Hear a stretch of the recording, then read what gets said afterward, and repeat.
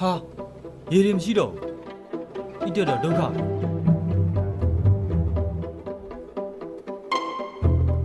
ဤတက်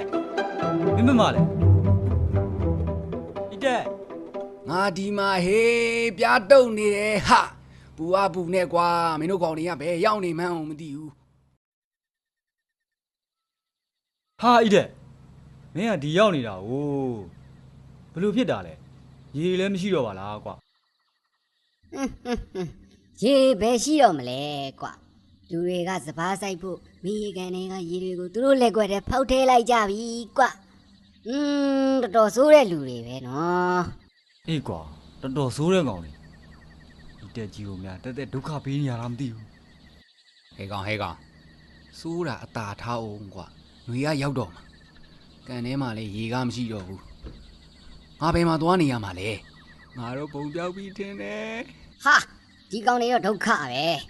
ရေချောင်းဆိုငါ့ကိုအားကိုးဖို့ကိုမေ့နေကြတယ်လို့ကွာဟိုဘက်တောထဲမှာငါရေကန်ကြီးတကန်တွေ့တယ်ကွာ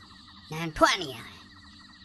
အဲ့မှာဆိုလူရင်းနဲ့လည်းဝေးတယ်ကွာစားရလဲစုံနေတာပဲဟဲ့အောင်ငါတော့ကြိုက်တော့ကွာ ဟာဟုတ်လားမင်းပြောလို့ဆိုတော်တော်မိုက်တာပဲကွာအခုပြောင်းမယ်ကွာအခုပြောင်းမယ် ပြောင်းတာကဟုတ်ပါပြီအဲ့လောက်ဝေးငါဘယ်လိုလုပ်သွားနိုင်မှာလဲကွာငါကရေထဲမှာပဲမြန်ကူးနိုင်တာဟာ ဟာကြည်စမ်းငါအကြံရပြီမင်းကိုငါကြည်သွားမယ်လေကွာ အပြောမကြီးလေနဲ့ငါကောင်